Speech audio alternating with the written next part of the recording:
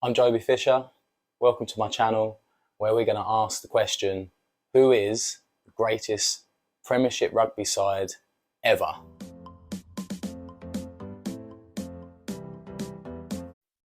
My last video was a similar one where we looked at the greatest Rugby World Cup side ever, and we determined that miles ahead of the rest was the All Blacks. Hardly a surprise, to be honest. But I tried my best, and that's all I can do. But now we're going to take a deep dive into the Premiership teams. That's the English Rugby Premiership, starting from 1997-98 season, coming up to the present day, excluding this current season, finishing in 2023 because it hasn't finished yet. We're going to use the same point system that I used in the last video, ever so slightly adjusted to incorporate relegation and promotion. Oh, interesting. What we're going to do is start by a win of the Premiership, gets you 8 points. Coming second gives you 7 points. Finishing third will get you 6. Fourth will get you 5 points. Then below the top 4, if you finish in the top half, so if there is, for example, 12 teams in the Premiership that year, if you finish 5th or 6th, you get 4 points. If you finish in the bottom half but avoid relegation, you get 3 points. If you finish at the bottom and you're being relegated, you get -1 point. Now, there are a few seasons where there is no relegation and therefore there are no -1 points. And then finally, a team that is promoted into the Premiership, on that same season, they will receive 2 points. And with those points tallied up, we'll have a definitive answer as to who is the greatest English Rugby Premiership side ever. You know, knowledge is knowing that a tomato is a fruit. Wisdom is knowing not to put it in a fruit salad. Now, you might be asking, why are you starting from 97-98 season? The Premiership started way before them. And you'll be right. We can go way back to 72, where we saw the beginning of the merit table leagues, similar to what we have in amateur rugby now. Of course, back then, the game was still amateur. Before 1972, the clubs organised their own games. It was very much a gentleman's agreement as to who you played, when you played, and where you played.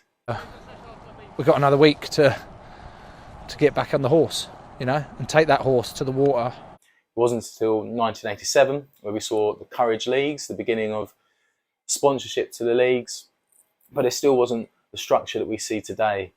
It wasn't until the 1996 where the professional era began, where the leagues really started to form and morph into what we know today. Wasps won the first professional league season. But we, as I said, are going to start from 1997-98 with the beginning of the Allied Dunbar Premiership. Here we see the Newcastle Falcons take their one and only Premiership win. That team was quite a star-studded one, including the likes of Tony Underwood, Rob Andrew, Doddy Weir, Pat Lam, and a certain Johnny Wilkinson. Now, that season also saw a playoff for promotion. That meant that the bottom 2 teams in the Premiership faced off against the 3rd and 4th place finishers of the Premiership 2 division below, and with the top 2 sides of the Premiership 2 division gaining automatic promotion. What it meant was that the following season, 98-99, there would be a 14-team league. The teams promoted were Bedford, West Hartlepool, London Scottish, and the teams relegated were Bristol, with London Irish staying up and retaining their Premiership 1 status.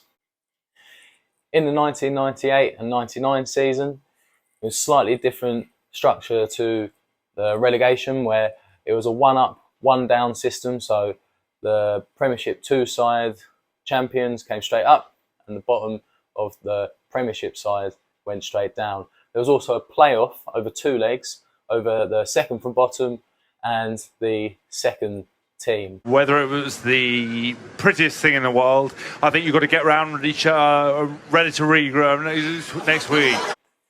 Now, in the 1999 and 2000 season, there would only be 12 teams as a result of this. Leicester won the 1998-99 season. The relegation was West Hartlepool. Promoted was Bristol. But during that season, although they managed to avoid relegation, Richmond went into administration, as did London Scottish, although they merged with London Irish. However, the club still folded and went down 9 leagues, where you can still find them today in League One and the Championship. The 1999-2000 season saw the introduction of sin bins. Also, the points for a win was increased to 3 points after the Rugby World Cup. Now, the relegation battle had also changed. It was a playoff between the bottom of the Premiership and the top of the Premiership 2 division, the division we now know as the Championship. The promoted team was Rotherham, the relegated team was Bedford, and the champions that year were Leicester. The 2000-2001 season saw the introduction of the Zurich Premiership, and with that they brought a Championship playoff decider across the top 8 teams, but still with the top team being considered the champions of the country. It was a playoff for a quarter, semi, and the final being held at Twickenham. The champions that year were Leicester. Relegation-wise, they had another slight change to the format, with more similar to what we know today, a one-up, one-down system. Oh, but I'm going up and over and bloody head over biscuit. Rotherham went down, Leeds Tykes came up, and as I said, Leicester were the champions. The 2001-2002 season saw some controversy as the Zurich Premiership decided midway through the season that their championship of the top 8 teams would now decide the fate of the champions of the Premiership. Of course, it being midway through the season and Leicester being en route to secure their 4th title, there was outcry from the fans and that was ditched. So Leicester went on to become the champions in the end. Gloucester beat Bristol Shoguns in their championship playoff at Twickenham. Leeds very luckily escaped relegation that year as Rotherham were refused promotion due to their facilities not being up to par. Very disappointed. In the 2002-2003 season, we saw another change to the playoff for the top spot. Here, the team finish on top of the table would have to wait a few weeks for the 2nd and 3rd finishing teams to have a playoff and then a final taking place at Twickenham. This wouldn't change again until 2005, where we see today the top 4 would have a playoff. Promotion was Rotherham, relegation was Bristol Shoguns, the champions were Wasps, who beat Gloucester in the final. From the 2003-2004 season, we really start to see the similar structure that we see today with less changes to promotion and relegations, and we can start to fly through this a little bit quicker. That year, we saw Wasps beat Bath in the final. Relegated was Rotherham, promoted was Worcester. 2004-2005, we saw Wasps beat Leicester in the final. Relegated was Harlequins, promoted was Bristol. 2005-2006 is the introduction of the Guinness Premiership, and as I mentioned earlier, it was a 4-team playoff with the top team facing the 4th team and the 2nd and 3rd team facing off, the winners of those going on to the final at Twickenham. That year saw Sale beat Leicester in the final. Relegated was Leeds Tykes and promoted was Harlequins. The 2006-2007 season saw Leicester beat Gloucester in the final. Relegated were Northampton Saints and promoted were Leeds Carnegie. 2007-2008, Wasps beat Leicester in the final. Relegated were Leeds and promoted were Saints. 2008-2009, Leicester beat London Irish in the final. Relegated this time were Bristol and promoted were Leeds again. Yeah, I was looking right up a drain pipe. 2009-2010 season saw Leicester beat Saracens in the final. Relegated were Worcester and promoted were Exeter Chiefs. The 2010-2011 season saw the introduction of the Aviva Premiership. That year, Saracens beat Leicester in the final. Leeds were relegated and Worcester were promoted. Will be cited, and Chris Ashton has had an injustice done to him. That is disgraceful. I don't even think there's a Leicester fan who would argue that the referee touched it. The word on the street is, hearing from the crowds, it's you're tough as woodpecker lips. In the 2011-2012 season, Harlequins beat Leicester in the final. Relegated were Newcastle Falcons, and promoted were London Welsh. In the 2012-2013 season, Leicester beat Northampton Saints in the final. Relegated were London Welsh, and promoted were Newcastle Falcons again. In the 13-14 season, the Saints beat Sarries in the final. Relegated were Worcester Warriors, and promoted again were London Welsh. In the 2014-2015 season, we saw Saracens beat Bath in the final. Relegated were London Welsh, and promoted were Worcester Warriors. 2015-2016 final, we saw Sarries beat Exeter, with London Irish being relegated and promoted with Bristol. In the 2016-2017 final, we saw Exeter Chiefs beat Wasps, relegated with Bristol, promoted with London Irish. In 2017-2018, the final was played between Saracens, who beat Exeter Chiefs. Relegation, we saw London Irish, and promotion with Bristol, who we now refer to as the Bears. In the 2018-2019 season, the sponsor changed again, and we now refer to it as the Gallagher Premiership. In this final, we saw Sarries beat the Chiefs, relegated with Newcastle Falcons, and promoted were London Irish.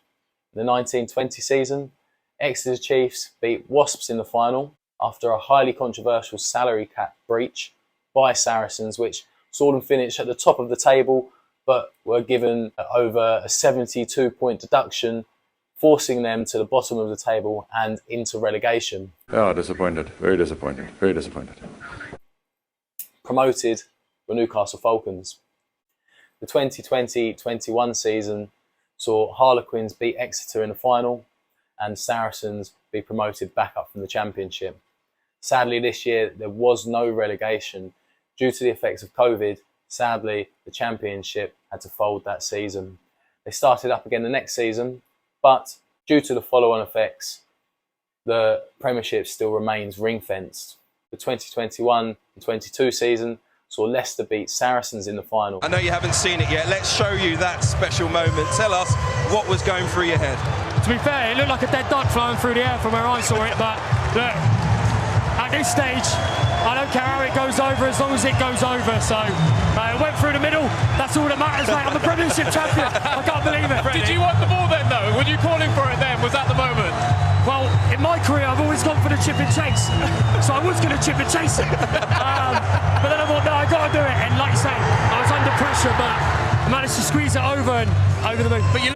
And again, with a ring-fenced Premiership, there has been no promotion relegation. Hopefully we will see a return of promotion and relegation to the Premiership. So far, the Premiership has been lucky not to receive the criticisms of other leagues, such as Super Rugby, who towards the end of their season, the teams at the bottom aren't putting out what are necessarily their first and best teams. The games aren't of the quality that they are at the beginning of the season if you're not fighting it out for a Championship spot. I just can't sum it up. I'm gagging for a beer. I'm gagging to get on the bus with the boys and have about 3 days on the sauce. Now with the Championship back, hopefully in years to come we'll see the likes of Ealing Trailfinders get their opportunity to burst into the Premiership and make headway like the likes of Exeter Chiefs have done in the past. Finally, we come to the results of my points tally system, where we determined the greatest English Rugby Premiership side. Starting from the bottom, we have West Hartlepool on 1 point, then joint Rotherham Titans and London Welsh both on 2 points. We move up, again joint on 4 points, we have London Scottish and Bedford Blues. Bedford Blues are put ahead of London Scottish because London Scottish went into administration. I feel like you're making this up. You did right. It's Richmond on 6.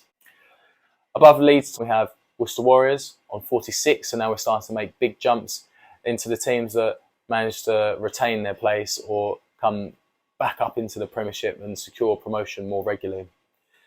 Then Bristol on 47, Exeter Chiefs on 67. You may say that's quite far down for a team that has won multiple Premiership titles, but of course they took their time to gain entry into the Premiership. We then have Newcastle Falcons on 73 points. Again, you may say a team quite higher than the likes of Bristol or Exeter Chiefs, and yet they've only won one Premiership. And that's because of the longevity of their time in the Premiership.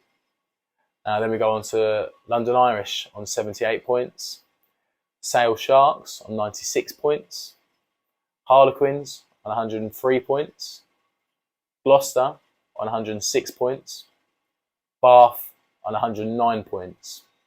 Now finally the top four, Northampton Saints on 110 points. In third, we have Wasps on 120 points, Saracens on 132, leaving Leicester ahead of everyone else by some margin at 155 points. So Leicester are sitting on top of my tally table, and it's to no one's surprise really. They have 9 titles to their name in 99, 2000, 2001, 2002, 2007, 2009, 2010, 2013 and 2022. What an animal, you know, it's impressive.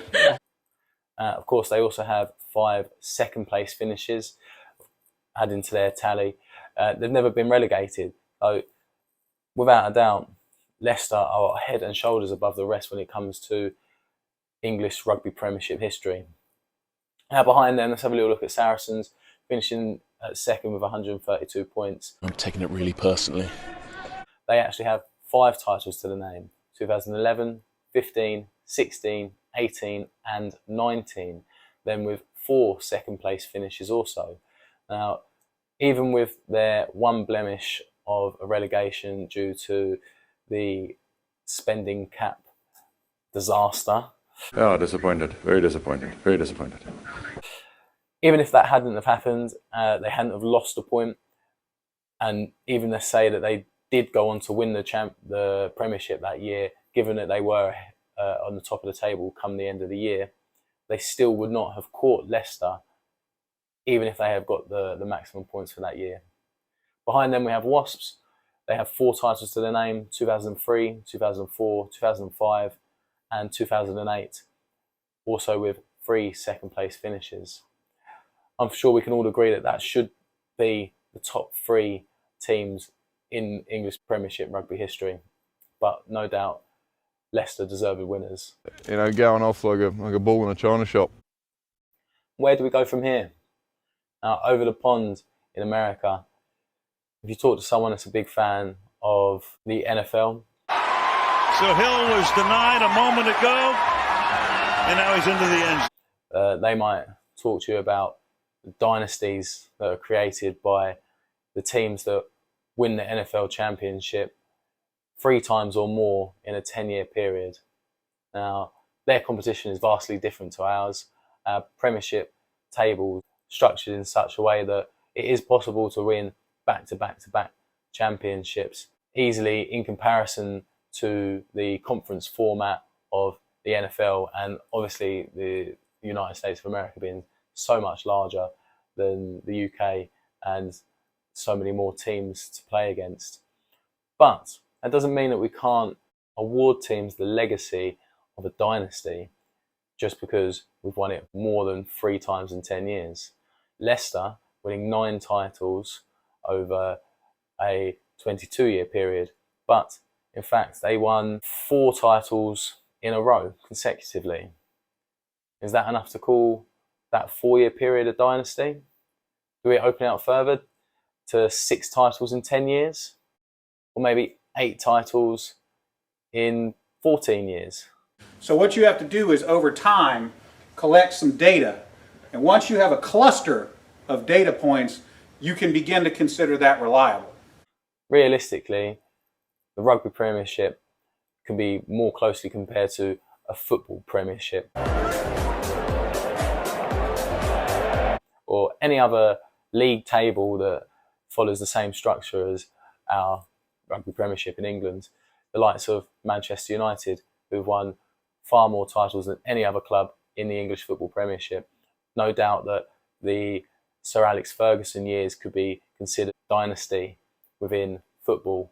certainly within the English Premiership. Same in the likelihood of maybe Real Madrid or Barcelona over in Spain. And I'm sure you could look to many other sports to see what not only is the greatest team within that league, but possibly the greatest team to ever exist. We've got to look further into the future, what will happen in the next 5, 10 years, 20 years. Hopefully the English Premiership lasts for a full eternity onwards from here. Experience is a word I like to use. Other people like to say old, but you know. Can Saris catch them? Perhaps they've started the beginning of their own dynasty. They don't look to be slowing down anytime soon. Wasps, have they already passed their dynasty? We know now that the 22-23 season, Wasps and Worcester have both gone into administration, but Wasps leave their dynasty of 2003, 2004, 2005, a few years later in 2008. That would most certainly be considered an NFL dynasty. Here's the celebration. Is it enough to be considered a Premiership rugby dynasty? I'm sure it would. I'm sure the likes of Lawrence Dallaglio would agree, contributing to the fantastic name and reputation that the likes of Wasps have. The current state of the English Premiership is not one that most people would deem to be particularly hopeful. As I mentioned, this season Wasps and Worcester have both bowed out of the Premiership. Yeah, disappointed. Very disappointed. Very disappointed. But we've seen this in years past. As I mentioned earlier, the likes of Richmond went into administration. So did London Scottish. London Welsh, after leaving the Premiership in 2011, dropped several leagues down. But the Premiership has still continued to go strong. Hopefully, as I mentioned again earlier, there will be the ring fencing around the Premiership will end. We'll have a promotion, and the likes of Ealing Trailfinders, who undoubtedly have their own dynasty within the Championship, will make their way into the Premiership and give a good go of it, just as Exeter Chiefs have done in the last 5 to 6 years.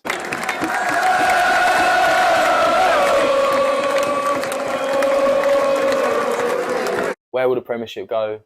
Will Leicester continue to reign dominant for decades to come? Who knows? Certainly looking forward to finding out. Now, if you've got some opinions on my video, on the tally table that I've put together, on the dynasty aspect of the Premiership rugby, or you just want to let us know what you think of Premiership rugby as a whole and where it's going at the moment, please leave a comment, like the video, subscribe to the channel. I'll see you in the next one. Well, I'll touch you, we say thank you. Okay, start like this and then I'll go like that and we'll go. Thank you. No, I can't do it. I was so bad at drawing at school. Ready? Thank you.